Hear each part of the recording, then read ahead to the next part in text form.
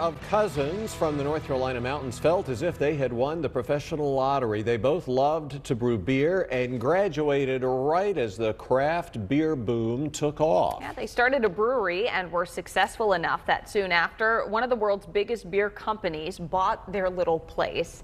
Well, a few years later, they became the first craft brewery to buy itself back from the industry giant. And tonight in the Buckley Report, see why they wouldn't have it any other way.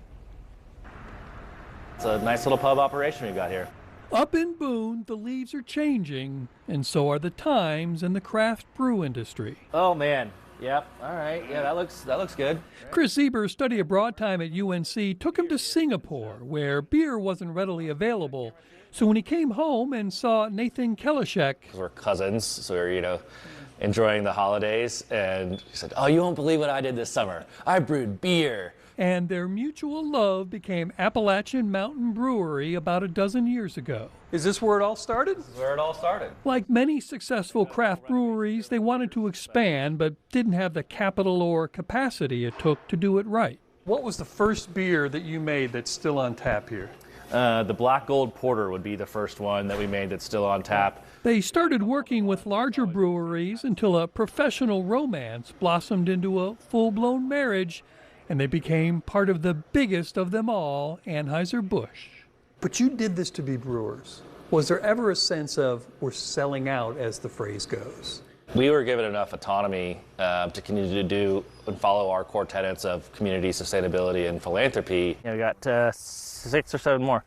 The philanthropy side is still in full bloom as the brewery donates and helps plant more than 2,000 longleaf pine saplings in honor of their signature IPA. The North Carolina State Toast, it starts with that line, "Here's to the land of the longleaf pine." And as Chris and Nathan put all those longleaf pine roots in the ground, it reminded them of how much they wanted to return to their roots. What made you say, we want this back?